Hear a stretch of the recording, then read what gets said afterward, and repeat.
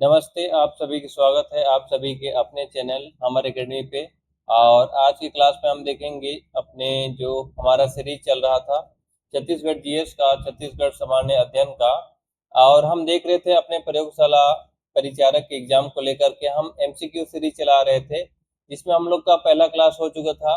और आज उसी क्लास को हम लोग कंटिन्यू करेंगे और देखेंगे हमारा अगला सवाल। तो आप सभी इसे बहुत अच्छे से देखेंगे और समझेंगे, क्योंकि आपका जो छत्तीसगढ़ सामान्य अध्ययन का क्लास है ये ऐसे ही जारी रहेगा।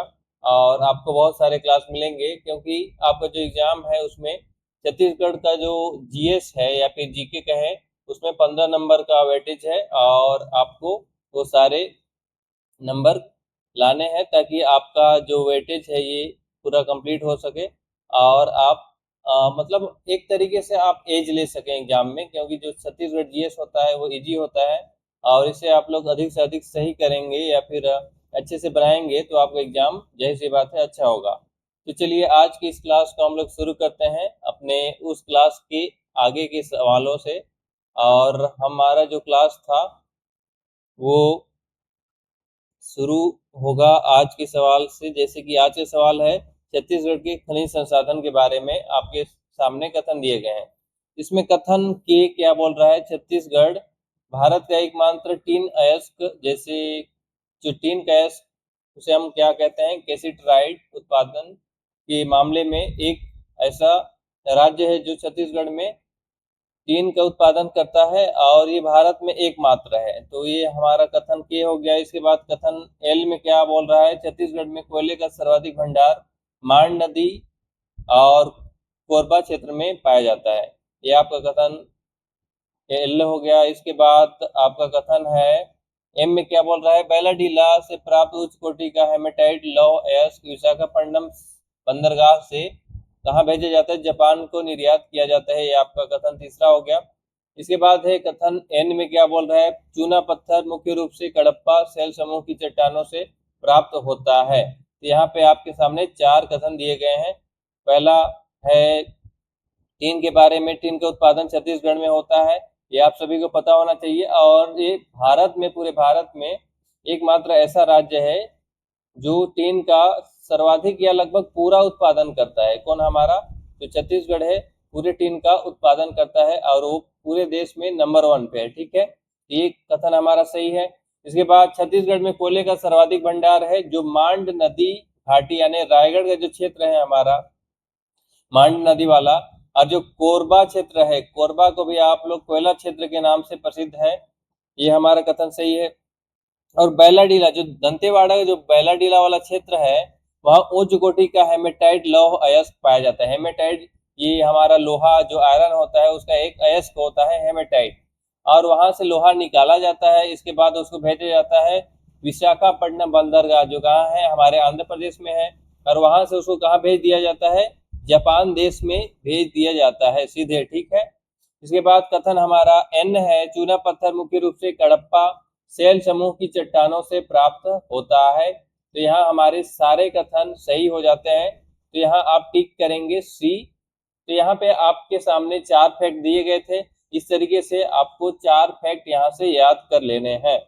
आगे चलें, आगे चलते हैं। हमारे सामने है छत्तीसगढ़ में 1857 की जो क्रांति हुई थी उसके बारे में कथन दिए गए हैं। आप सभी इसे ध्यान से पढ़ें और जवाब देने का पूरा प्रयास करेंगे। कथन के क्या बोल रहा है, सोना खान के जमींदार वीर नारायण सिंह को छत्तीसगढ़ का प्रथम शहीद माना जाता है। इसके अलावा एल में क्या बोला गया है, वीर नारायण सिंह को 10 दिसंबर 1857 को रायपुर के जय स्तंभ चौक पर फांसी दी गई थी। इसके अलावा एम में क्या बोला गया है, सैन्य विद्रोह के नेता हनुमान सिंह को छत्तीसगढ़ का मंगल पांडे कहा जाता है। इसके अलावा संबलपुर के विद्रोही नेता सुरेंद्र साय ने असीरगढ़ के किले में अपनी अंतिम सांस ली थी। ये चार कथन 1857 की क्रांति थी जो हमारे कहाँ हुई थी, हमारे छत्तीसगढ़ में हुई थी, उसके बारे में आपको इन कथनों को पढ़ना है और सही जवाब आपको देना है। तो के की बात करें तो सोना खान के जमींदार कौन थे, हमारे वीर नारायण सिंह, और उनको छत्तीसगढ़ का प्रथम शहीद माना जाता है। ये हमारे 1857 की जो क्रांति हुई थी उसमें सक्रिय भूमिका इन्होंने निभाया था। ठीक है। और उन्होंने प्रथम बलिदान दिया था, इसलिए उनको प्रथम छत्तीसगढ़ का प्रथम शहीद माना जाता है।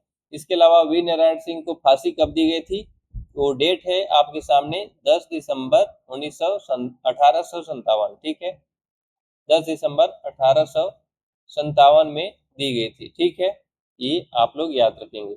इसके अलावा क्या है, सैन्य विद्रोह के नेता हनुमान सिंह को छत्तीसगढ़ का मंगल पांडे, आप याद रखेंगे हनुमान सिंह रिलेट करते हैं मंगल पांडे से। हनुमान सिंह नाम में ही है हनुमान यानी प्रचंड, जो उस तरीके से कार्य करने में माहिर रहेगा हनुमान सिंह। हनुमान भगवान को आप लोग देखें तो प्रचंड है, वो उनका कार्य ही सबसे अलग होता है, सबसे सुदृढ़ होता है, उस तरीके से मंगल पांडे से जोड़ करके इसे आप लोग याद रख सकते हैं। इसके अलावा संबलपुर के विद्रोही नेता सुरेंद्र साय ने असीरगढ़ के किले में अपनी अंतिम सांस ली थी। ये चारों कथन हमारे यहाँ पे सही हो जाते हैं, तो हमारा आंसर बनेगा सी। यहाँ से आप लोग इसे टिक कर लेंगे। आगे आपके सामने है जनजातीय विवाह पद्धतियां, तो इसे आप लोग पढ़ें एक बार और जवाब दें। ये में क्या बोला गया है, जो लमसेना विवाह में वर द्वारा वधु के घर जाकर सेवा की जाती है, इसे सेवा विवाह भी कहते हैं। जो एक लमसेना विवाह की पद्धति है, जो इसमें क्या रहता है, जो वर रहता है, जो पुरुष रहता है, वो वधु क्या यानी कि लड़की के घर जाके सेवा करता है। इसे आप लोग घर जीहा के नाम से भी जानते हैं। क्या, घर जीहा। जो घर जीहा जाते हैं, जो पुरुष जाता है वो महिला के घर जाके वहां रहता है, जीवन यापन करता है, उसे घर जीहा कहते हैं। तो उसी पद्धति में यहाँ विवाह होता है, इसके बारे में बोला गया है। पैशुतुर विवाह मुख्य रूप से गौड़ जनजाति में प्रचलित एक प्रकार का क्या है, अपहरण विवाह। इसमें अपहरण करके विवाह कर लिया जाता है, ठीक है, ये जनजातियों का अपना एक कल्चर है। ओढ़रिया विवाह में जनजातियों में सह पलायन, साथ साथ पलायन कर जाते हैं। पलायन का मतलब आपको पता होगा, एक जगह से दूसरे जगह चल जाना, ये हमारा क्या होता है, पलायन हो जाता है। सह पलायन यानी कि साथ साथ पलायन, इसमें वर वधु साथ साथ पलायन कर जाते हैं, तो ये हो गया हमारा सह पलायन, ठीक है। यानी भागकर किया जाने वाला विवाह क्या कहलाता है, हमारा उड़हरिया। उड़हरिया भाग गए ऐसा बोला जाता है, ये आप लोग अगर सुने होंगे तो पता होगा। पेडुल विवाह कोरकू जनजाति में प्रचलित एक सामान्य विवाह पद्धति है। तो यहाँ आप देखेंगे तो ये चारों कथन हमारे बिल्कुल सही हो जाते हैं। यहाँ से हमारा आंसर क्या होगा, ए, यहाँ से हमारा सही हो जाएगा। आप यहाँ से 4 फैक्ट बहुत अच्छे से याद कर सकते हैं, और याद नहीं करना है, ये बार बार इनको एक बार यहाँ देख रहे हैं, एक बार किताबों में देखेंगे, एक बार एमसीक्यू लगाएंगे, एक बार टेस्ट सीरीज लगाएंगे, तो ये बार बार रिपीट होगा, तो ये चीज आपको बहुत लंबे समय तक याद हो जाएगी, ठीक है। आगे चलें। आगे आपके सामने है छत्तीसगढ़ के प्रमुख साहित्यिक व्यक्तित्व, जो हमारे पर्सनालिटी है साहित्य के क्षेत्र में, उसके बारे में यहाँ बताया गया है, ठीक है। तो आपको यहाँ बताना है कि इसका आंसर क्या होगा। यहाँ कुछ मिस्टेक हो रहा है, जिसकी वजह से यहाँ आपको दिख रहा है पहले से आंसर, ये चलो हट गया।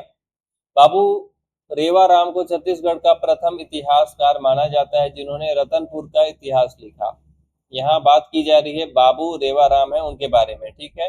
उन्होंने रतनपुर का क्या लिखा, प्रथम इतिहास लिखा। पंडित मुकुटधर पांडे को हिंदी साहित्य और छत्तीसगढ़ में छायावाद के प्रवर्तक माना जाता है। क्या, छायावाद के प्रवर्तक इनको माना जाता है, हमारे मुकुटधर पांडे को, छत्तीसगढ़ साहित्य में, ठीक है।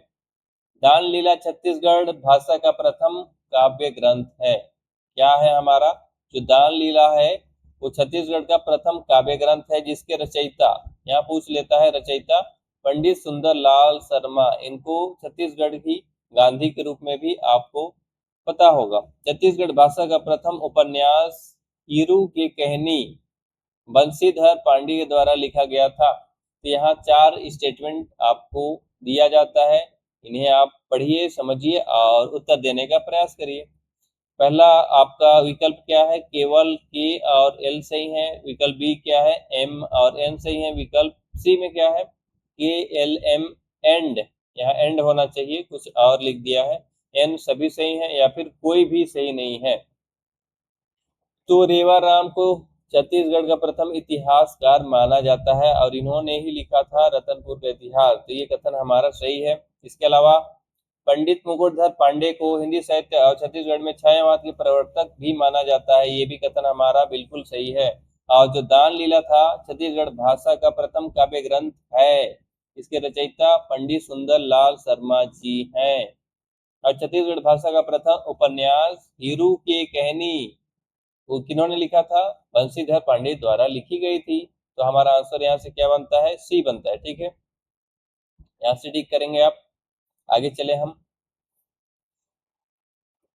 आगे आपके सामने है छत्तीसगढ़ की प्रशासनिक एवं राजनीतिक व्यवस्था के बारे में सवाल है और यह बेहद इजी सवाल है। आपको यहाँ से पढ़ना है चारों स्टेटमेंट, इसके बाद आंसर देना है झट से।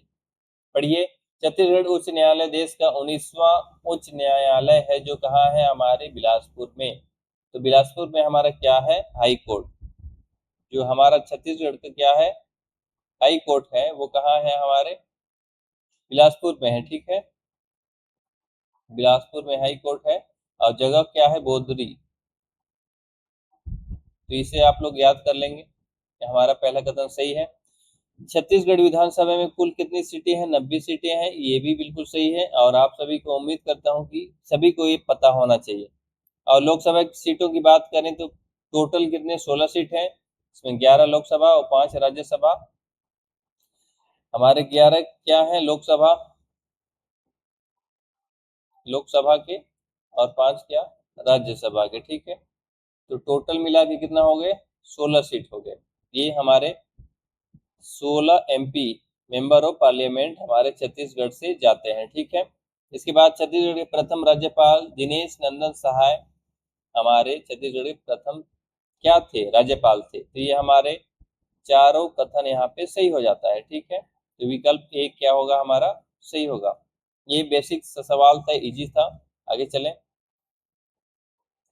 आगे आपके सामने है मंदिर और वास्तुकला से संबंधित प्रश्न, तो इसे आप लोग पढ़ें एक बार, चारों कथन को पढ़िए और जवाब दीजिए। भोरम देव मंदिर को छत्तीसगढ़ का खजुराहो कहा जाता है, जिसका निर्माण खड़ी नाग वंश के राजा रामचंद्र देव के काल में हुआ था। यहाँ बोला गया है भोरम देव मंदिर के बारे में, इसे क्या बोला जाता है, छत्तीसगढ़ का खजुराहो। इसका निर्माण खड़ी नागवंश के राजा रामदेव चंद्र के द्वारा कराया गया था। तो ये कथन हमारा यहाँ सही हो जाता है। राजिम के प्रसिद्ध राजिम लोचन मंदिर का निर्माण नल वंशीय राजा विलास तुंग ने करवाया था। ये भी कथन यहाँ सही होता है। सिरपुर का प्रसिद्ध लक्ष्मण मंदिर लाल ईंटों से निर्मित है। आपको याद होना चाहिए जो हमारा सिरपुर का क्या है, लक्ष्मण मंदिर, वो लाल ईंटों से निर्मित है, जिसका निर्माण महारानी वास्ता, क्या बोला गया है, वास्ता के द्वारा कराया गया था। ये सिरपुर के हमारे लक्ष्मण मंदिर के बारे में बोला गया है। ठीक है, इसके अलावा क्या बोला गया है, तालागांव का देवरानी जेठानी मंदिर छत्तीसगढ़ का सबसे प्राचीन मंदिर माना जाता है। ये कथन भी हमारे यहाँ से सही हो जाता है। तो हमारे चारों कथन यहाँ पे बिल्कुल सही के सही दिए गए हैं। भोरम देव का मंदिर हमारा छत्तीसगढ़ खजुराहो। इसके अलावा राजिम के प्रसिद्ध राजिम लोचन मंदिर का निर्माण नलवंशी शासक इसके द्वारा विलास तुंग के द्वारा कराया गया है। इसके अलावा सिरपुर का प्रसिद्ध लक्ष्मण मंदिर जो लाल ईंटों से निर्मित है, इसके अलावा इसका निर्माण वास्ता देवी ने करवाया था। और आप सभी को पता होगा कि देवरानी जेठानी मंदिर कहाँ है, हमारे तालागांव में स्थित है, जो छत्तीसगढ़ का सबसे प्राचीन मंदिर माना जाता है। ठीक है, तो हमारे चारों कथन यहाँ पे सही होते हैं। चलें हम आगे। तो आगे आपका सवाल है छत्तीसगढ़ के लोक पर्व और उत्सव के बारे में। तो देखिए, आपका लोक पर्व दिया गया है और उत्सव दिए गए हैं। ठीक है, हरेली छत्तीसगढ़ का प्रथम त्योहार माना जाता है, जो सावन अमावस्या को कृषि औजारों की पूजा के साथ मनाया जाता है। उम्मीद करता हूँ ये कथन आप सभी को पता होंगे। जो हमारा छत्तीसगढ़ का त्योहार में हरेली है, वो प्रथम त्योहार के रूप में मनाया जाता है, जिसमें इसका जो हमारा समय होता है, किस समय को मनाया जाता है, सावन अमावस्या को मनाया जाता है, ठीक है। और कृषि औजारों की इसमें क्या की जाती है, पूजा की जाती है। इसके अलावा दूसरा है पोला पर्व भादो अमावस्या को। पहला सावन के बाद क्या आता है, भादो, तो हरियाली के बाद क्या आता है, पोला को। तो ये पोला के बारे में भादो अमावस्या को मनाया जाता है, जिसे मिट्टी के बैलों की पूजा की जाती है। इसमें मिट्टी के बैल बनाए जाते हैं, उनकी पूजा की जाती है। ये भी कथन हमारा क्या है, सही है। तीजा हरितालिका पर्व में सुहागिन महिलाएं, जो शादीशुदा महिलाएं हैं, वो पति की लंबी उम्र के लिए क्या, निर्जला व्रत करती हैं। निर्जला मतलब पानी दाना कुछ नहीं खाती पीती हैं, निर्जला व्रत करती हैं सुहागिन महिलाएं अपने पति की लंबी उम्र के लिए। तो ये भी आपको पता होगा, क्योंकि छत्तीसगढ़ में ये पर्व हर वर्ष मनाया जाता है, ठीक है। छेछेरा पर्व पौष पूर्णिमा को मनाया जाता है, जिससे बच्चे घर घर जाके धान मांगते हैं। छेर छेरा कोठी के धान ला हेरा, ये आपको सुनने को मिलता होगा। तो ये हमारे चारों कथन यहाँ पे क्या है, बिल्कुल सही दिए गए हैं। तो हमारा विकल्प क्या हो जाएगा, सीधे से हमारा विकल्प ए हो जाएगा, और आप इसे ध्यान से मार के आगे बढ़ जाएंगे, ठीक है। और आगे आप सभी के सामने सवाल है छत्तीसगढ़ के प्रमुख औद्योगिक क्षेत्रों के बारे में। तो देखिए, पढ़िए तो एक बार और आंसर दीजिए। मैं देखता हूं कि इसका आंसर क्या होगा। भिलाई इस्पात संयंत्र की स्थापना द्वितीय पंचवर्षीय योजना के तहत सोवियत संघ, उस समय क्या था, सोवियत संघ था क्या, यूएसएसआर हमारा सोवियत संघ था, जिसे आज के समय में हम लोग रसिया के नाम से जाते हैं। क्या, रसिया के सहयोग से की गई थी। जो हमारा भिलाई इस्पात संयंत्र स्थित कहाँ है, दुर्ग जिले में है। और सहयोग किसका लिया गया था, यहाँ रसिया का सहयोग लिया गया था। ये कथन आपका सही है। भारत एल्युमिनियम कंपनी लिमिटेड, जो बाल्को है, कहाँ है, हमारे कोरबा जिले में स्थित है। कौन, बाल्को, बाल्को कहाँ है, हमारे कोरबा में है। भारत एल्युमिनियम कंपनी लिमिटेड क्या है, हमारा भारत एल्युमिनियम कंपनी लिमिटेड कहाँ है, हमारे कोरबा जिले में स्थित है। ये आपका कथन बिल्कुल सही है। क्षेत्रफल के आधार पर राज्य का सबसे बड़ा औद्योगिक क्षेत्र कहाँ है, हमारा रायपुर में है, जिसे हम लोग सिलतरा के नाम से जानते हैं। जो सिलतरा है हमारा कहाँ है, रायपुर में है।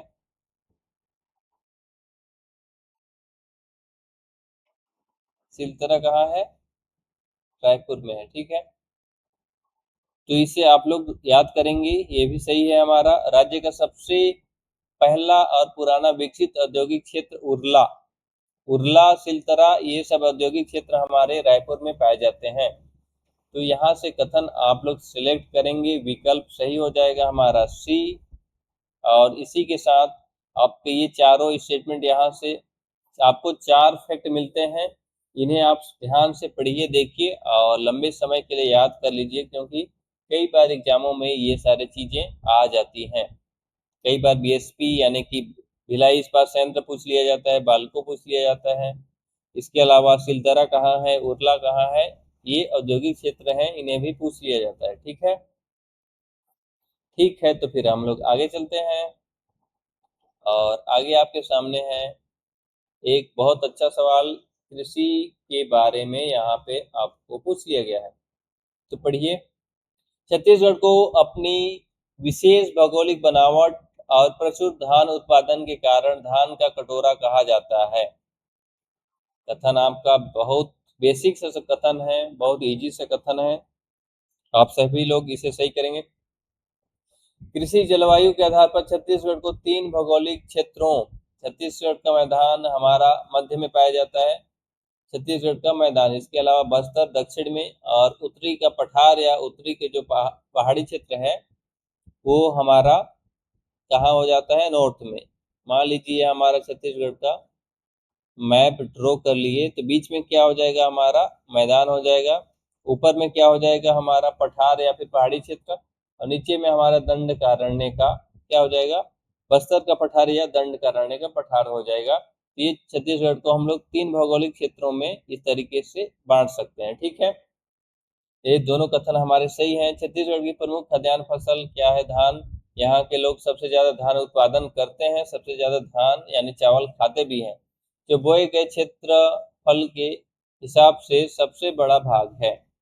बिल्कुल सबसे ज़्यादा उत्पादन होता है धान का, तो क्षेत्रफल के हिसाब से जो सबसे बड़ा भाग होगा वो क्या होगा, धान का।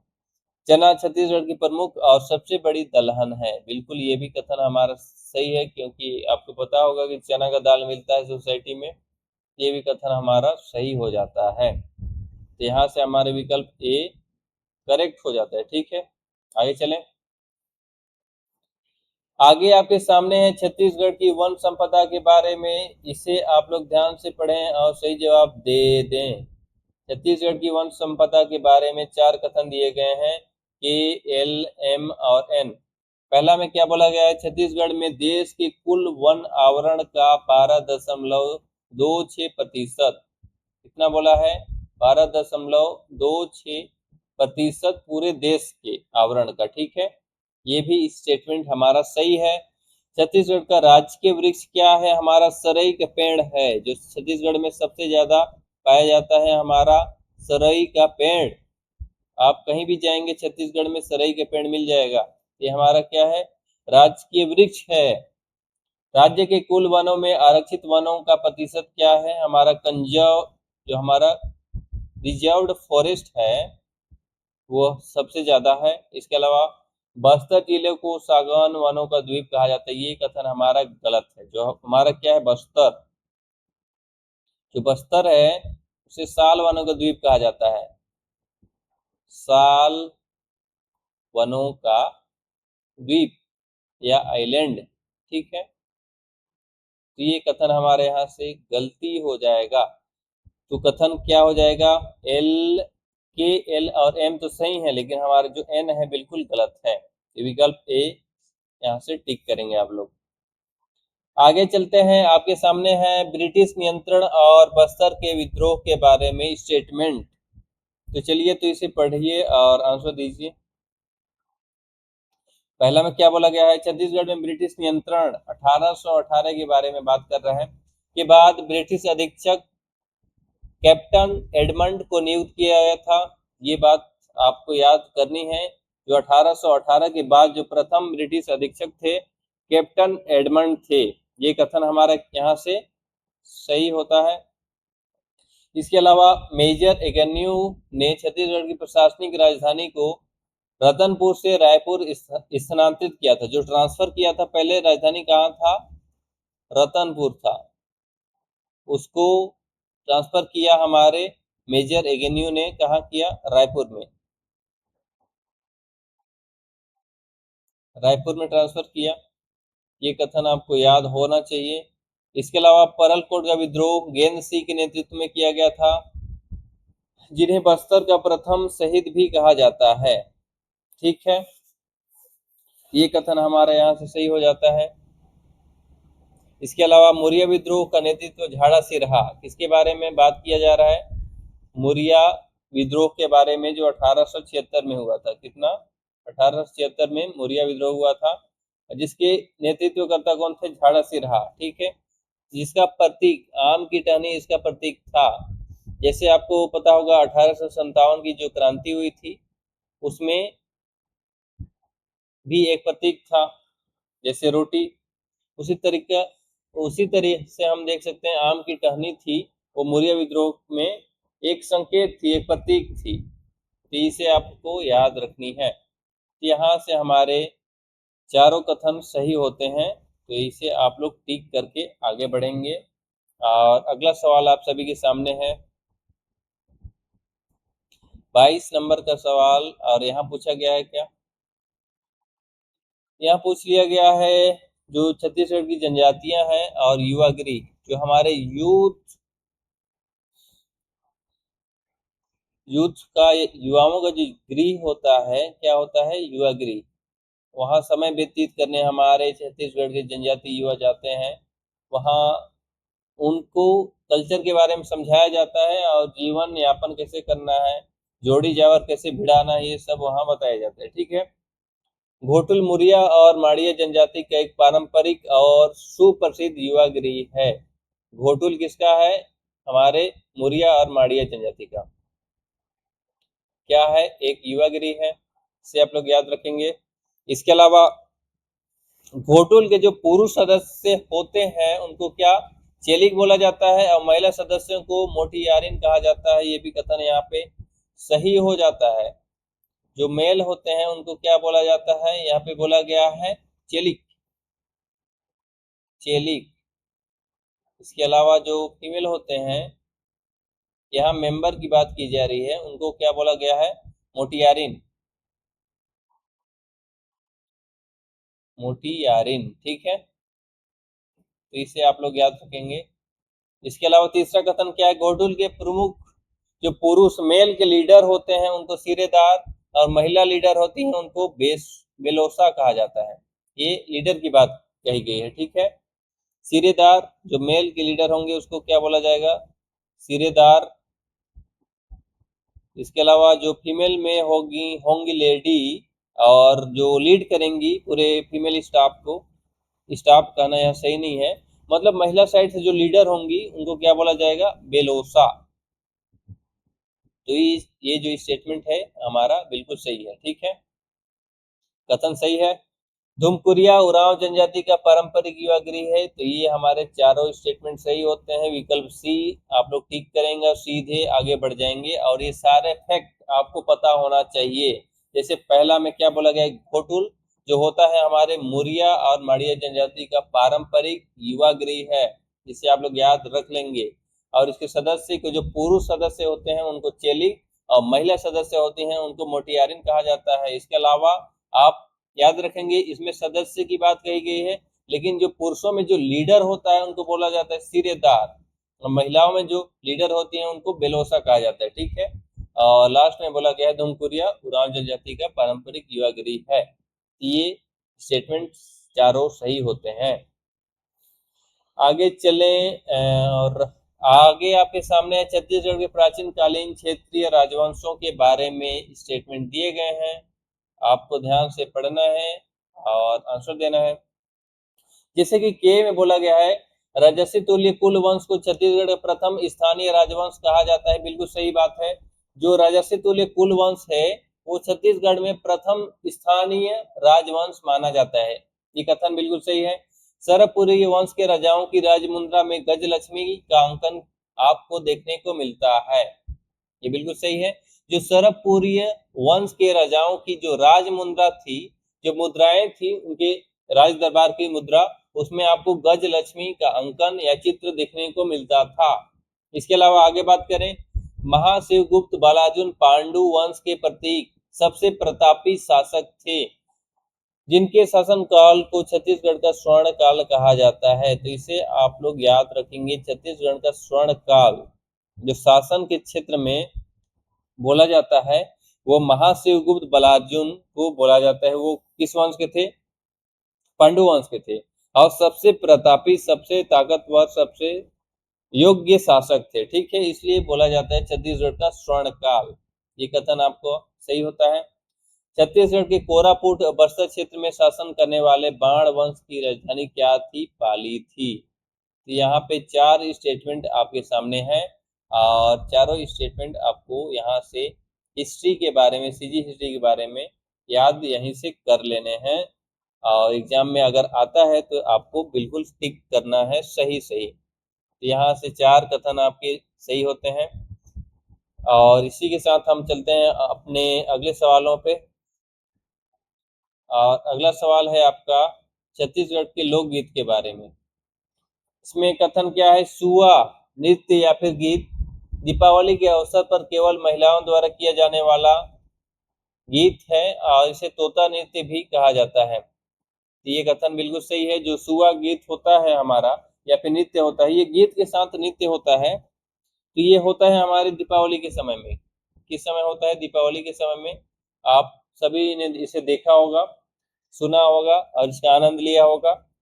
इसके अलावा कथन एल में बोला गया है, ददरिया को छत्तीसगढ़ के गीतों का राजा कहा जाता है। ये आप सभी को पता होना चाहिए। जो हमारा ददरिया है ये छत्तीसगढ़ में लोक गीतों का राजा कहा जाता है, जो एक प्रकार का सवाल जवाब शैली का श्रृंगार गीत है। क्या है, श्रृंगार गीत। इसे भी कई बार पूछ लिया जाता है, ददरिया किस प्रकार का गीत है, श्रृंगार गीत है, ठीक है।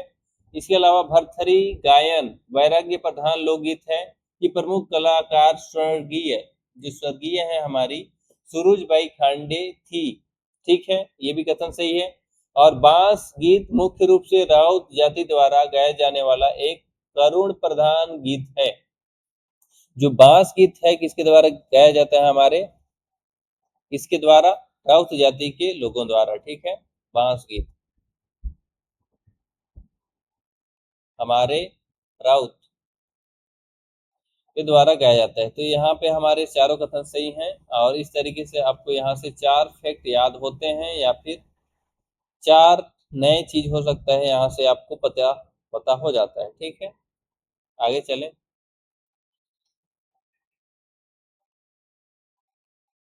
आगे आपका आज का अंतिम सवाल है और इसे बहुत बेसिक सवाल के रूप में रखा गया है और उम्मीद करता हूँ इसका जवाब आप सभी को बिना बताए ही पता होगा। जैसे कि कथन के में कहा गया है मैन पार्ट को छत्तीसगढ़ का शिमला कहा जाता है और यहाँ 1962 में क्या हुआ था? 1962 में इंडिया चाइना युद्ध हुआ था। हमारा इंडिया और किसका? चाइना का युद्ध हुआ था और उसी समय बताया गया था कि इनको तिब्बतियों को मैन पार्ट में भौगोलिक दृष्टि से एकदम सुप्रसिद्ध जगह में, जैसे जो हमारा तिब्बत का पठार है वो भी पठार है और जो मैन पार्ट है वो भी बिल्कुल पठारी क्षेत्र है, तो वहाँ तिब्बतियों को बसाया गया है। ठीक है, इसके अलावा कथन है एल चतुरगढ़ जो कहाँ है? हमारे कोरबा में। छत्तीसगढ़ का कश्मीर कहा जाता है इसको, छत्तीसगढ़ का कश्मीर कहा जाता है। यहाँ प्रसिद्ध महिषासुर मर्दिनी का मंदिर है। कथन सही है। डोंगरगढ़ कहाँ पाए जाते हैं? हमारा राजनांदगांव जिले में प्रसिद्ध माँ बमलेश्वरी देवी का मंदिर है। आप सभी को अगर मौका मिले तो जरूर जाएं माँ बमलेश्वरी देवी का मंदिर। कहाँ है? हमारे डोंगरगढ़ राजनांदगांव में, जिसका प्राचीन नाम कामावती नगरी था। क्या था? प्राचीन नाम कामावती नगरी। ये कथन सही है। सिरपुर महानदी के तट पर स्थित एक प्रसिद्ध ऐतिहासिक और बौद्ध स्थल है। बिल्कुल सही है, जिसे प्राचीन समय में श्रीपुर कहा जाता था। क्या कहा जाता था? श्रीपुर। सिरपुर को प्राचीन समय में क्या कहा जाता था? श्रीपुर कहा जाता था। तो यहाँ पे आपके सारे कथन सही होते हैं और विकल्प ए यहाँ पे हमारा सही हो जाता है। और आज के क्लास में आपको बहुत कुछ सीखने को मिला होगा और आप अगर गौर किए होंगे तो आपको एक पैटर्न देखने को मिला होगा कि सारे सवाल में सारे कथन सही हो रहे थे।